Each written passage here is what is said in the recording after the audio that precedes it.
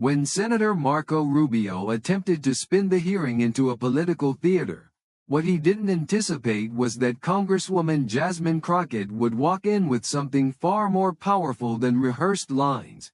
She carried people's stories, unfiltered truths, and the quiet fire of lived experience. The chamber felt colder than usual that morning, though no one said it aloud. It wasn't the air, it was the anticipation. Senate Room 430 had seen its fair share of policy sparring, but something in the walls hummed differently this time.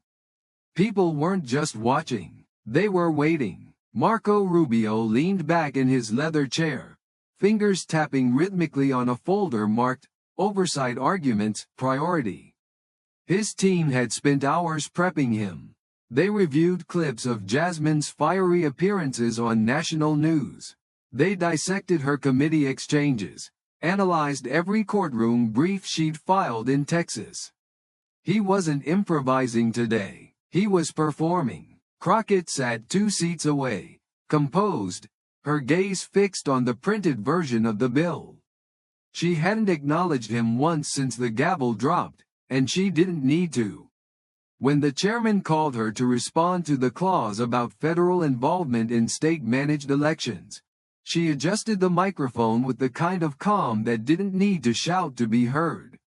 But before she could speak, Rubio cut in. "Congresswoman Crockett, do you support stripping states of their rights to manage their own elections in the name of so-called equity?" His voice was sharp, practiced, but laced with accusation. Jasmine didn't blink. "I support ensuring that every American, regardless of zip code or income, has equal access to the ballot box, Senator." He pressed again. "That's not what I asked. Do you support federal interference in local election processes?" Someone behind the camera coughed. The room shifted. Jasmine folded her hands gently on the table.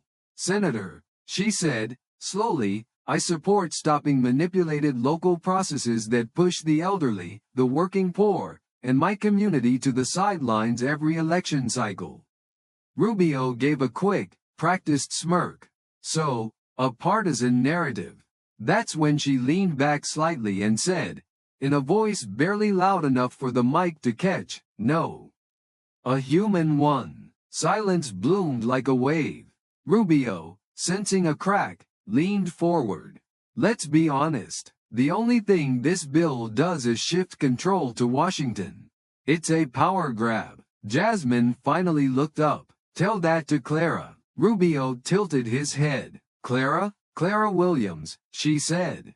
"She's 83, lives in Pleasant Grove. Last fall, she waited 3 hours at her usual polling place, only to find out it had been moved. No notice, no flyer, no mailer. Just gone. She sat on a bench and cried, Senator. Took 2 buses. Wore her church shoes because she said it felt important. Senator Banks, seated to the left, let out a slow exhale. The cameras didn't flinch. Someone's pen tapped faintly from across the room. Rubio tried to regain footing. "That's one story." Jasmine's hands tensed. "It's one of hundreds. I've heard them in church basements, at food pantries, rec centers, all across Dallas County."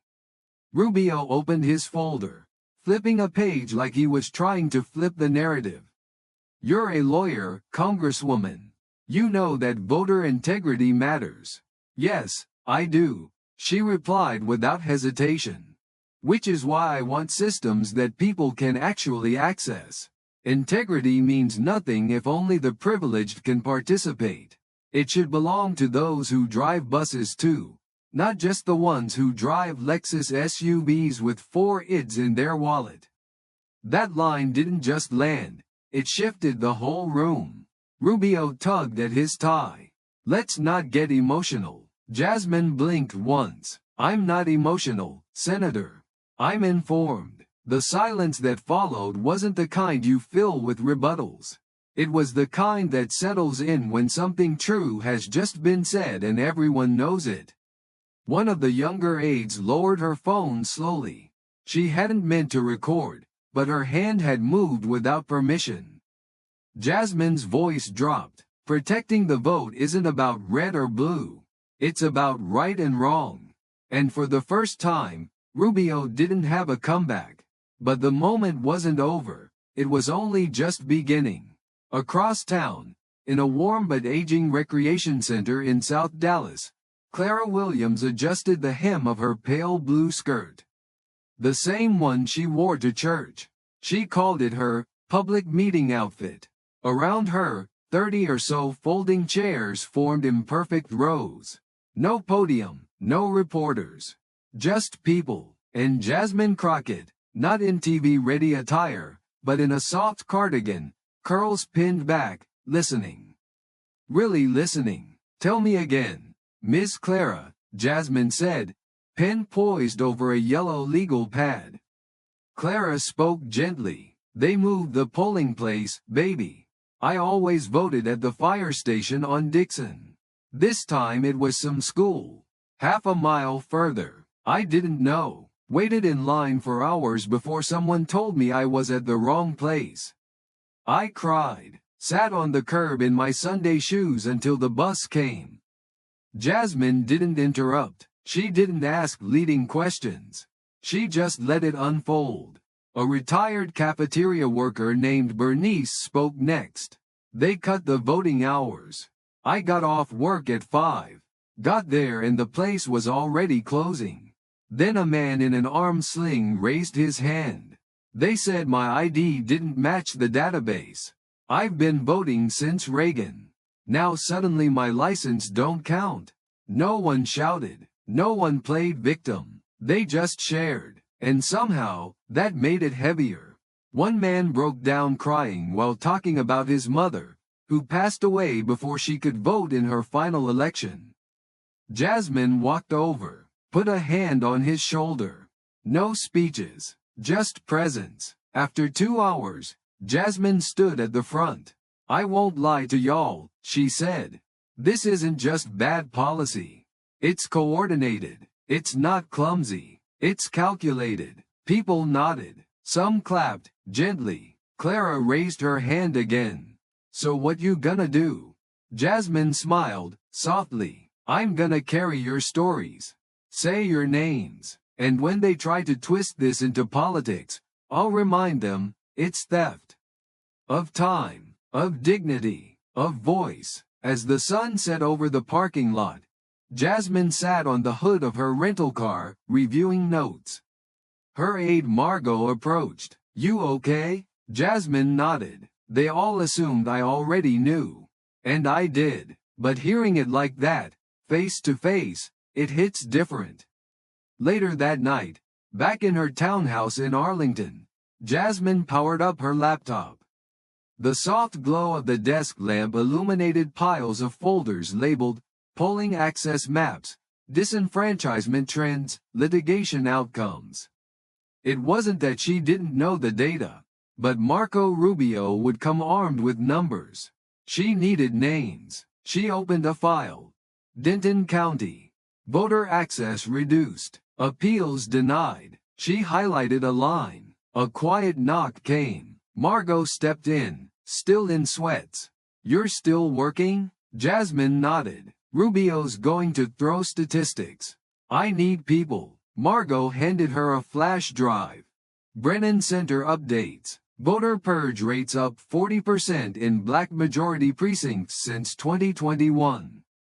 Texas, Fort Worth dropped 2 locations that served over 12,000 voters. No shuttles. Closest one's 3 miles. Jasmine wrote it down. Also, Margot added, I found a clip. Rubio saying states know their people better than the feds do. Jasmine smiled. Dry. Translation. We know who we don't want voting. You sure you're ready for this? He knows the script, Jasmine said. But I've lived the scenes. Just after midnight, Jasmine Crockett finally powered down her laptop and leaned back in her chair. Her fingers ached from typing, but her mind was sharper than ever.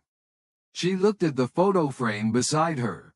Her father in mechanic's coveralls, Her mother with a steel-set jaw that once told the world, "We belong here." Jasmine got up, refilled her tea, and returned to the dry erase board. She circled a word written in bold. Access. That was the heart of it all. Not power, not politics, access. The morning of the hearing, Senate Room 430 was the same on the outside. Same marble pillars, same buzzing lights, but the undercurrent had changed. Interns straightened their blazers. Staffers checked microphones twice. Marco Rubio stood at his desk, reviewing his highlighted talking points. He wore confidence like a tailored suit. Across the room, Jasmine Crockett entered quietly, clutching her folder of notes, a yellow legal pad full of names in one hand, a small, folded note in the other. Clara had sent her a voter registration card. No caption, just proof. She slipped it into the side pocket of her blazer. Senator Cho, seated nearby, leaned over.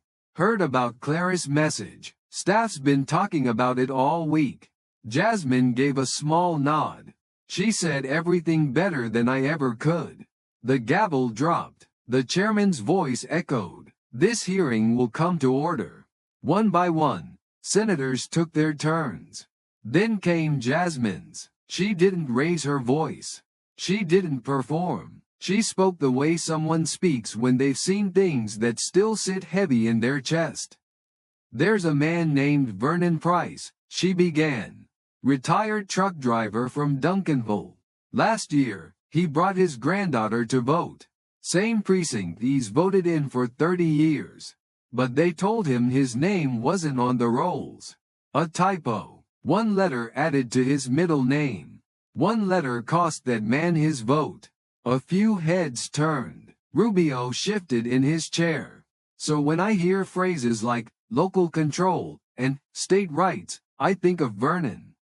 I think of Clara, of every citizen who followed every rule and still got turned away. Rubio raised his hand. May I respond? You may. Congresswoman, what you're describing, while unfortunate, represents isolated cases, not systemic flaws. Every system has imperfections. That doesn't justify federal intrusion. Jasmine tilted her head, calm. If it happens once, it's a mistake. If it happens over and over, it's a pattern. You're suggesting the entire election process is broken? Rubio asked, the smile tightening. I'm saying parts of it are being broken, on purpose. That hit harder than any accusation. It wasn't spin. It was fact, grounded in lived testimony. Rubio tried again. You come here with emotion. But our responsibility is to legislate, not sympathize. Emotion didn't build these stories, Senator, Jasmine replied. Experience did. So you believe Washington knows better than Texas? I believe Washington has a responsibility to protect the rights Texas hasn't always respected. Her voice didn't waver. There was no theatrics, just truth. Call it oversight. Call it interference. Call it whatever makes you feel in control. But let's be honest. What you're afraid of isn't federal power. It's accountability. Rubio opened his statement folder again, ready to fire back. But he didn't read from it. He held it, then, slowly, set it down. Jasmine closed her own folder gently. I didn't come here to score points. I came to carry names. The hearing rolled on, but the shift was undeniable. Outside the room, in offices, cafeterias, and corridors, people were already replaying the clip. By the time Jasmine returned to her office, her phone had frozen from too many notifications. One staffer whispered, "You're trending." Margot came in holding a stack of papers. Media requests, CNN, MSNBC, The Hill. Jasmine sat down slowly. We're not doing a victory lap. It's a window, Margot said carefully. It's not a win, Jasmine replied. It's just visible now. She pulled open an email. Subject line. From Clara. Attached was a photo of a wrinkled hand holding a white envelope, her new voter registration card. No message, just impact. Jasmine smiled, quietly. Her inbox pinged again. A new headline. Rubio stumbles as Crockett elevates voting debate with poise. On Twitter, the moment people kept quoting wasn't her most cutting line. It was when she said, "Parts of it are being broken on purpose." It echoed. It resonated. In Baton Rouge, a high school government teacher played the video for his class. Twice. In Tulsa, a woman wrote, "I didn't know you could speak like that in Congress. You made me look up my polling place." And in Austin, a conservative radio host posed the question, was that performance or principle? Rubio's office scrambled. They issued a bland statement. The hearing was productive. The senator reaffirms his belief in state autonomy. It didn't stick. The next morning, a reporter caught Rubio outside a briefing. "Do you regret anything from yesterday?" He paused, checked his watch. "I don't regret discussions. That's what we're here for." Neutral, but his eyes said more. Jasmine's staff felt it too. Devin, her chief of staff, walked in with a folder. "Voicemails. We've transcribed them. It's escalated." Jasmine flipped open the first page. Messages filled with slurs, threats, warnings to stay in your place. One read, "You've made the wrong people uncomfortable." She didn't flinch. "We've alerted Capitol Police," Devin added. "Good," Jasmine said, but her voice cracked just slightly. That afternoon, a local Texas radio station aired a segment titled, "Crockett's Rhetoric: Divisive or Necessary?" One caller accused her of being too polished to be genuine. Another said she was ungrateful for the system that let her rise. Jasmine turned off the stream. "I'm not doing this for the headlines," she muttered. "But they're trying to make it feel like I am." As she walked the halls of the Longworth building, she noticed the shift. Some colleagues smiled stiffly. Others avoided eye contact. Only a few spoke. Congressman Dale Markham stopped her by the elevator. "Hell of a show last week."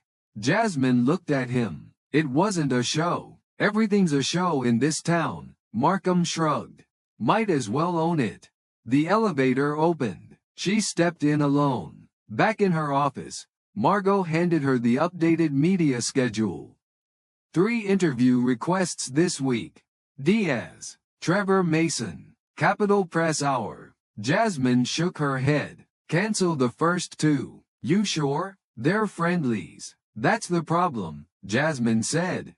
"They want me to stay in the clapback Congresswoman lane.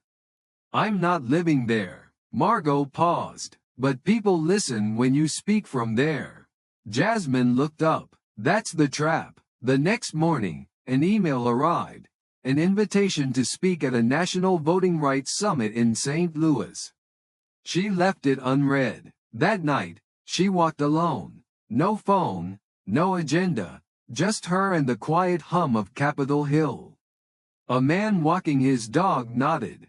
A woman on a bench looked up from her book and smiled. Jasmine nodded back. She didn't know them, but something in their eyes told her they knew her. Near First and C, under a flickering streetlight, she stopped. Whispered, "Why do they hate it when we speak clearly?" There was no answer, just the stillness. Back home, she tossed her blazer over the couch, opened Clara's photo again, stared at the hand holding that envelope. "I'll keep going," she whispered, "no matter how loud they get." But just as the noise began to drown her, one unexpected voice reminded her why she started. At 9:12 p.m., the office line rang. Jasmine wasn't supposed to be there. Her team had gone home. But she'd stayed, as always. "Congresswoman Crockett's office," she answered. No assistant script, just her. There was a pause, then a soft southern voice. "I wasn't sure anyone would answer." "You got me," Jasmine said. Who's calling? Loretta Sims. I live outside Shreveport. Got your number from the website. How can I help, Ms. Loretta? A pause, then a rush of words. I saw you at that hearing. My niece showed me the clip. I made her play it twice. I ain't never seen someone talk up there like that. So clear, so honest. Jasmine said nothing, just listened. I'm 74. Voted every election since '68. Last year they changed our precinct. Didn't tell nobody. I walked the old route. The building was locked. Some man told me to go across town. But I don't drive no more. I waited for a bus. Never came. So I went home. Jasmine's grip on the phone tightened. I never told nobody that. It embarrassed me. Made me feel small. But then I heard you say that man's name, Vernon. Like he mattered. Like folks like us still matter. Jasmine swallowed hard. Miss Loretta, I don't have words. But I promise you, I'll carry your name too. You already are, baby, Loretta said. You already are. They talked for 2 minutes. Long enough for Jasmine to scribble Loretta's name in the corner of her pad. She drew a star beside it. After the call ended, Jasmine Crockett sat in silence for a long moment. There were no tweets to send, no statements to craft, no interviews to accept. Just her, the quiet hum of the desk lamp, and a pad of paper covered in names like Clara, Vernon, and now Loretta, with a tiny star drawn beside the latest one. Around her, the office was a collage of small truths. Half-empty coffee mugs, stacks of manila folders with titles like voter roll audits and polling place closures, a dying ficus in the corner, and the faint scent of peppermint tea.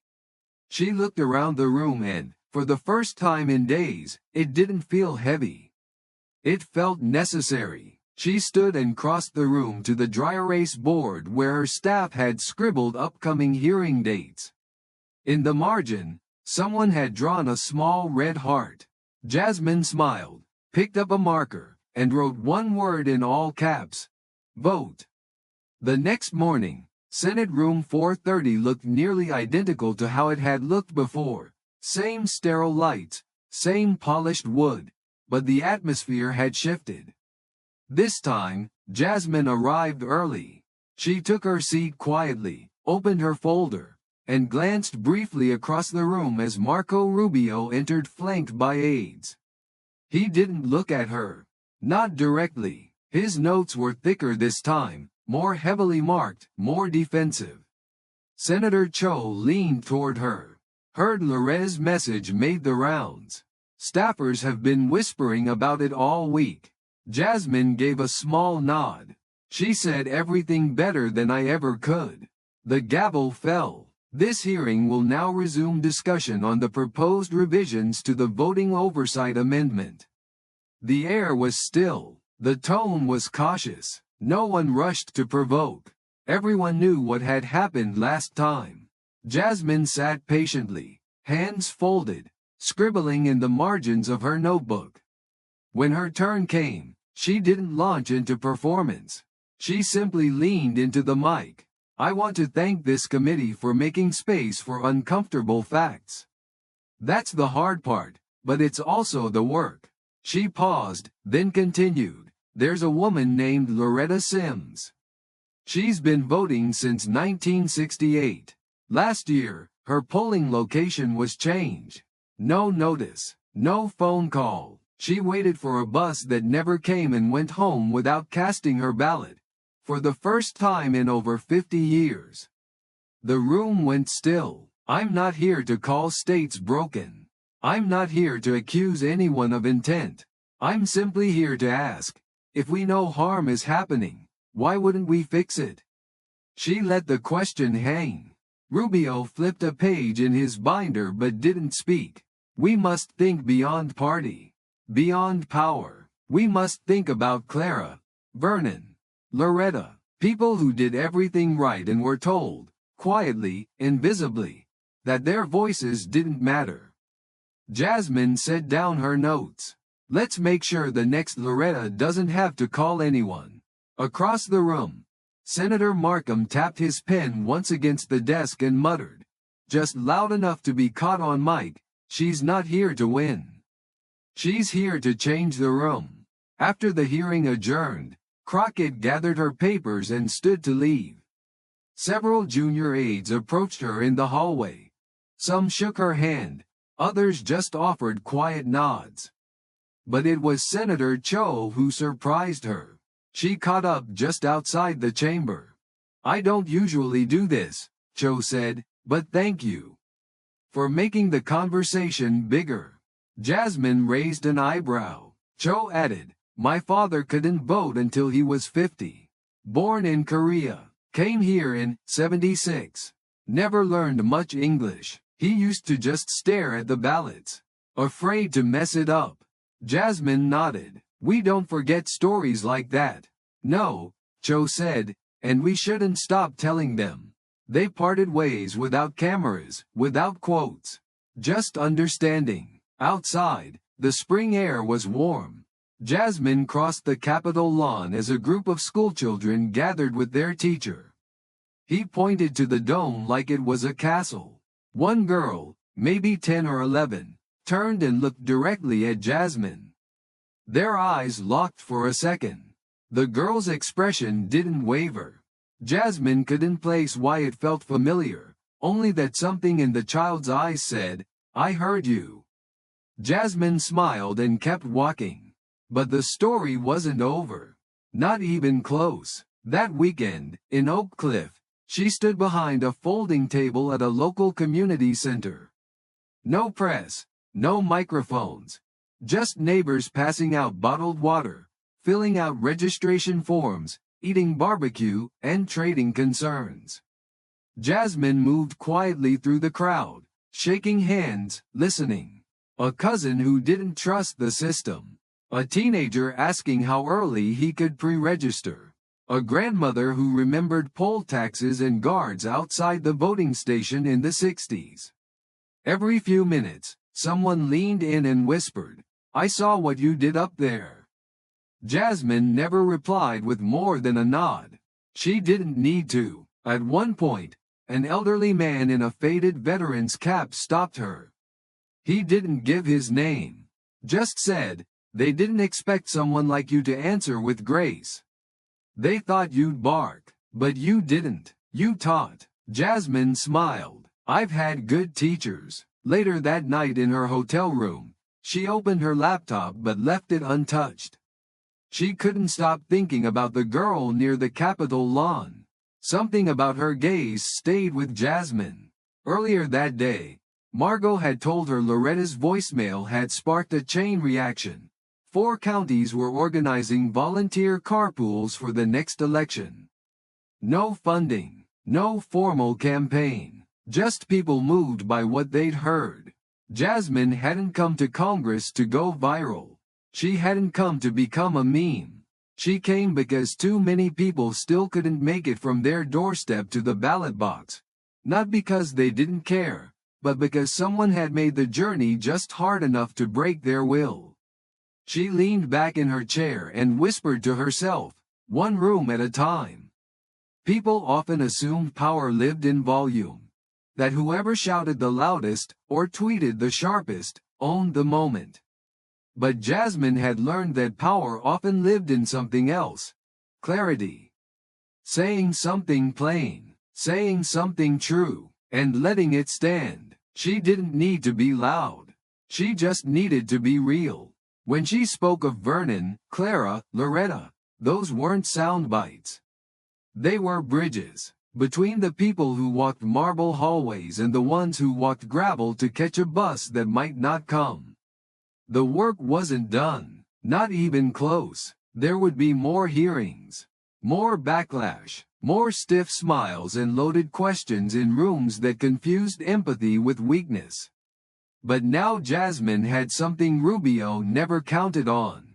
Witnesses. Everyday people who had heard her and now saw someone speak with honesty in a room built for rhetoric. One room at a time, she whispered again. And for that night, it was enough. By Monday morning, the air had changed again, not just in Washington, but across the country. Jasmine Crockett's clip from the Senate hearing had passed 2 million views, but it wasn't just trending, it was transforming. The comments weren't shallow praise or partisan attacks. They were filled with stories. People writing about their grandmothers, their neighbors, themselves. It was no longer a moment. It was movement. Jasmine walked into her office just as Devin set a thick folder on her desk. "These are the voicemails from the weekend," he said. "We transcribed the worst ones first." Jasmine opened the file. Each page carried a different voice, but the message was the same: fear, resistance, pushback. Some cloaked in civility, others naked with rage. "You've stirred the pot," Devin said quietly. "You're making people who've been comfortable for a long time, uncomfortable." "Then we're doing something right," Jasmine replied. But even as she said it, the crack in her voice betrayed the weight she carried. She reached for her mug, took a sip of now lukewarm tea, and stared out the window toward the dome. There was a radio on in the hallway, a segment playing from a station back in Texas. Crockett's rhetoric, divisive or necessary? The host questioned her motives, her methods, even her accent. One caller accused her of forgetting who paid her way. Another labeled her a disruptor, too polished to be genuine. Jasmine turned it off. "I'm not doing this for the noise," she muttered. "But they sure are trying to drown me in it." Later that afternoon, she walked through the Longworth building toward her next meeting. Colleagues passed her with mixed looks. Some tight-lipped smiles, others brief nods, a few pretending not to see her at all. One or two looked at her like she was dangerous now, not because of what she said, but because of how many people had heard her say it. As she waited for the elevator, Congressman Dale Markham reappeared. "Hell of a show," he repeated from last week. "It wasn't a show," Jasmine replied. "Everything's a show in this town," he said. "Might as well own it." She didn't answer. The elevator opened. She stepped in. Alone again. In her office, Margot waited with the latest schedule. "You've got 3 interview requests this week. Rachel Diaz, Trevor Mason, and Capitol Press Hour." Jasmine shook her head. "Cancel the first 2. You sure?" Margot asked. "They're friendlies. They'll let you set the narrative." "Exactly," Jasmine said. "They want me in the Black Congresswoman claps back box. I'm not here to live in that lane. But they listen when you speak from there." Jasmine met her gaze. "That's the trap." The next morning, Jasmine received an email from the National Voting Rights Summit. A prime speaking slot had opened. Big stage, big crowd, all eyes on her. She didn't respond. That night, she walked again. No phone, no staff, just a few blocks around the Capitol under the faint glow of streetlights. A man jogging nodded as he passed. An older woman on a bench raised her eyes from her book and smiled faintly. Jasmine nodded back. The streets were empty, but the feeling wasn't. She stopped under the same flickering lamp at First and C, looked up at the sky, and whispered, "Why does it scare them so much when we speak clearly?" There was no reply, only the sound of wind rustling the trees. Back in her apartment, she peeled off her blazer, tossed it on the couch, and sat at the kitchen table. She pulled up the email from Clara again, the one with the wrinkled hand and the white envelope. She stared at it a long time. Then she whispered, "I'll keep going, no matter how loud they get." But the universe, it seemed, had more to give. At 9:12 that evening, the office phone rang. Jasmine wasn't supposed to be there. The staff had gone home. She'd told them she was resting. She wasn't. She answered. Congresswoman Crockett's office. No script, just her. "I wasn't sure anyone would answer," said a hesitant voice. You got me, Jasmine replied. Who's calling? Loretta. Loretta Sims. I live outside Shreveport. I saw your hearing clip. My niece made me sit down and watch it twice. Jasmine smiled into the receiver. Nice to meet you, Miss Loretta. I ain't never seen someone up there talk like that. Not with that much honesty. Jasmine didn't speak. She just listened. I'm 74. I've voted in every election since '68. My husband used to drive folks to the polls in our church van. Last year, they changed our precinct. Didn't tell no one. I walked to the building like I always do. It was locked. Some man came out and said I had to go across town. But I don't drive no more. I waited for a bus. Never came. So I went home. Silence. I never told anyone that. It embarrassed me. Made me feel small. But then I heard you say that man's name, Vernon. And I thought, maybe we still matter. Jasmine swallowed the knot in her throat. Miss Loretta, I can't tell you how much this call means. I promise, I'll carry your name, too. You already are, baby, Loretta replied. You already are. They talked for another 2 minutes. Just long enough for Jasmine to write Loretta's name in the corner of her pad and draw a tiny star beside it. After the call, she didn't move, didn't tweet, didn't check emails, just sat in the quiet. No news crews, no lights, just her and a legal pad full of stories too many had ignored. She looked around the room at the worn couch, the dying ficus, the dry erase board where someone had drawn a heart. She walked over and picked up the marker again. This time she didn't write a word. She drew another star. Then she turned off the lamp and stood at the window. Outside, the Capitol dome stood still.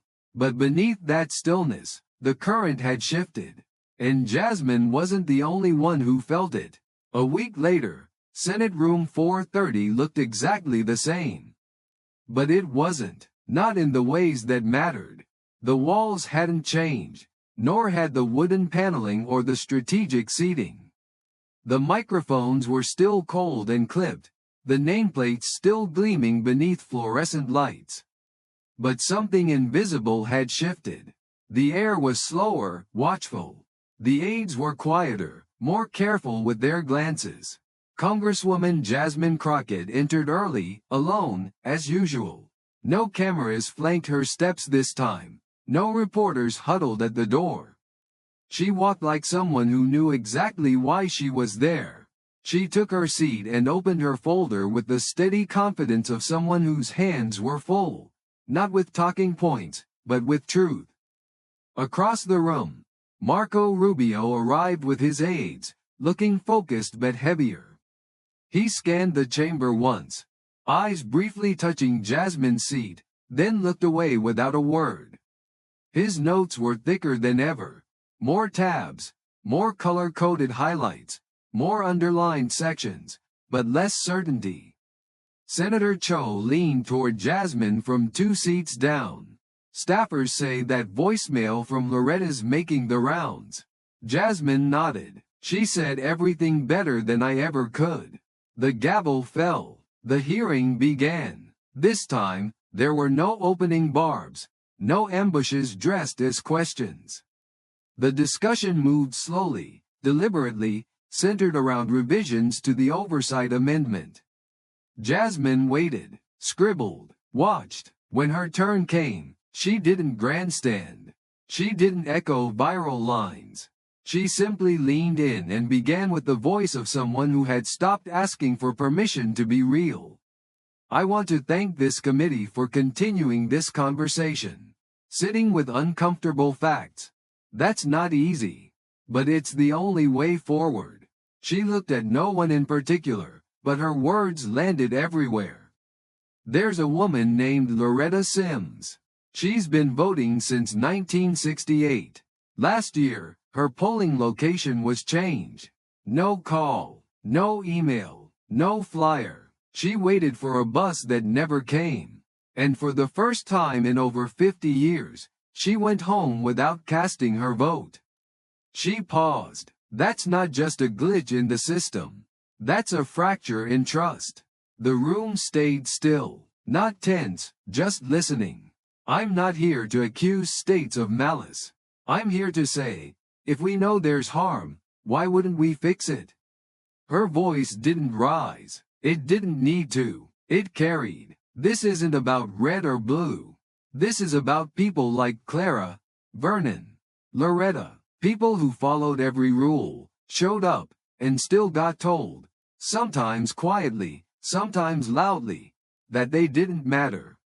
She looked around the room. Let's make sure the next Loretta doesn't have to call anyone to be seen. No one interrupted, not even Rubio. He flipped a page in his binder but didn't speak. Jasmine sat back. Her notes were closed now. Her work, in that moment, was not to win, but to witness. After the hearing adjourned, a few junior aides lingered nearby. Some approached her quietly. One shook her hand with both of his. One just nodded and whispered, "Thank you." But it was Senator Cho who stopped her just outside the chamber doors. "I don't usually do this," Cho said, "but I wanted to say, thank you for making the conversation bigger." Jasmine gave a cautious smile. Cho continued, "My father couldn't vote until he was 50. Born in Korea, came here in '76. He didn't know how to read the ballots. Too afraid to ask for help. For years, he brought the paper home, stared at it, and never filled it out." Jasmine swallowed. "We don't forget stories like that." "No," Cho replied, "and we shouldn't stop telling them." They parted with no photographers in sight. No sound bites. Just humanity. Outside, the spring breeze pushed across the Capitol lawn where a school group was assembling. Their teacher pointed toward the dome like it was a castle from a storybook. One girl at the back turned and stared straight at Jasmine. Their eyes locked. Jasmine smiled faintly. She didn't know the girl's name, but she knew what that look meant. "I heard you."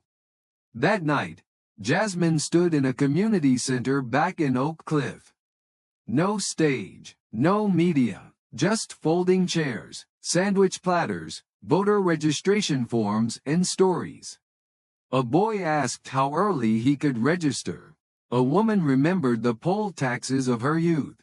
A man with no name, just a veteran's cap, told her softly, "They didn't expect someone like you to respond with grace. But you didn't bark, you taught." She smiled. "I've had good teachers." Back in her hotel room that night, Jasmine didn't check her email. She didn't reply to texts. She just sat in silence, thinking about that girl near the Capitol lawn. That face, that look. Earlier, Margot had told her that Loretta's voicemail had sparked something. People in 4 counties were organizing their own volunteer carpool systems for the next election. No grants, no campaigns, just community, just belief. Jasmine hadn't come to Congress to trend. She hadn't come for headlines or heroism. She came because people like Loretta and Vernon and Clara had walked through fire to cast their vote. Because today, someone was quietly making that journey harder again. She came because the barrier wasn't apathy, it was access. And because somebody needed to say that out loud, in rooms that pretended not to hear. She leaned back in her chair and closed her eyes. People assumed power meant control, volume, stage presence. But Jasmine had learned that power lived in the quiet moments, in clarity. In saying what needed to be said, and letting the truth stand on its own. When she named Vernon, Clara, Loretta, those weren't lines. They were signals, beacons, not for applause, but for witness. The real work was still ahead. There would be more committees, more statements, more media storms, more attempts to twist her purpose into something marketable or dismissible. But now, something had shifted. Now, when Jasmine spoke, she wasn't speaking alone. She had backup, not from pundits, but from real people. People who heard her and, in hearing her, remembered that they too had a voice. She whispered to herself, one room at a time. That would be enough. In a world obsessed with noise, she had chosen clarity. In a space driven by spectacle, she had chosen stillness. And in a culture that too often celebrated winners over witnesses, she had chosen to speak for those who were always told to wait their turn. Jasmine Crockett didn't go viral because she destroyed her opponent. She went viral because she made people feel seen. And in that moment, that mattered more than any debate ever could. So if you're watching this, and you've ever felt like your vote didn't matter, or your name wasn't worth saying, remember this. They're counting on your silence. Prove them wrong. Speak, show up, and never let someone else write your name out of the story.